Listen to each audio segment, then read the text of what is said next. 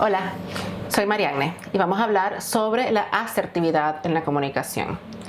A la hora de emitir un mensaje es necesario que sepamos adaptarlo según la audiencia que lo va a recibir. Y esto no significa que vamos a cambiar el mensaje o intentar manipular a la audiencia de alguna manera. Lo que significa es entender que cada audiencia es diferente. Y esto significa que si nos estamos comunicando con gente de Chile, por ejemplo, es diferente de si nos estamos comunicando con gente de España o de Filipinas. Y hoy en día, cuando la audiencia y la comunicación es un proceso tan global, tan hiperglobal, es importante saber que si emitimos un mensaje que de repente nosotros pensamos que está sumamente claro y que la audiencia que tenemos cerca lo entiende perfectamente, eso no significa que de pronto termine llegándole a alguien que está en Japón, que lo lee usando traductor o que de pronto el español es su segundo idioma y que lo va a recibir de una manera completamente diferente. Y esto se debe a una serie de factores que tienen que ver con el contexto, con la cultura y con los registros del lenguaje y los elementos verbales y no verbales del lenguaje. ¿Qué significa esto? Significa que hay sociedades que son, por ejemplo, más ligadas a su familia, donde las personas son más cercanas a su familia. Hay sociedades que son más individualistas, donde las personas no se ven tanto con la familia. Hay sociedades donde las mujeres juegan un cierto rol y otras donde juegan otro distinto.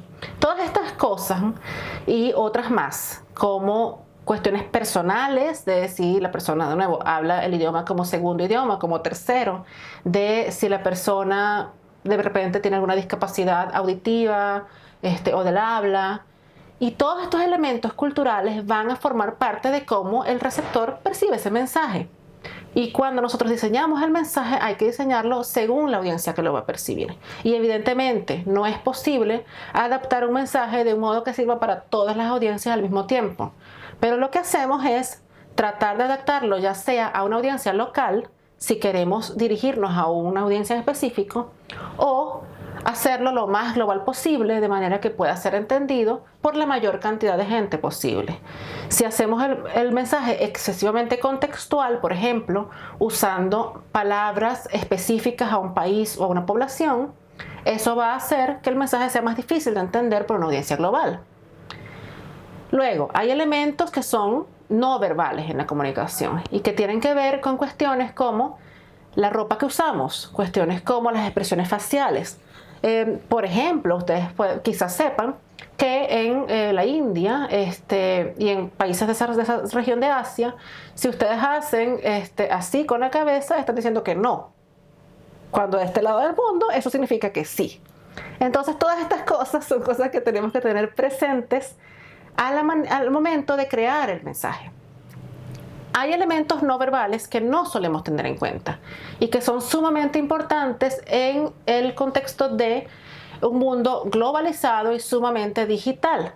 Todos tenemos redes sociales hoy en día. Hace 20 años, si ustedes publicaban un artículo, una columna en un periódico impreso, la manera en la que la persona percibía el mensaje se iba a ver afectada por cuestiones como, bueno, la reputación del periódico, evidentemente, pero también por cosas como, bueno, estoy leyendo el periódico en mi casa o en mi trabajo, qué me pasó antes, qué me va a pasar después, qué cosas he vivido, ese tipo de cuestiones, ¿no? Pero hoy en día, si ustedes publican un artículo y ese artículo está en la web y ustedes lo publican en una red social, la persona puede fácilmente irse a sus perfiles y ver cosas como su biografía, su foto de perfil, su nombre, sus mensajes anteriores e incluso irse 5 años para atrás y encontrar con algo que dijeron 5 años atrás que no tiene nada que ver con las cosas que ustedes piensan hoy en día. Y eso pues le pasa a muchísima gente y hoy en día es un problema serio con la cultura de la cancelación. Pero lo cierto es que los seres humanos somos fluidos. Anaïs Nin no le gustaba que la entrevistaran y por lo general no daba entrevistas, porque ella decía que una entrevista era un intento de capturar lo que una persona era en un momento determinado y hacer que durara en el tiempo, cuando ella de pronto lo que respondía hoy en esa entrevista lo pensaba hoy y mañana pensaba otra cosa.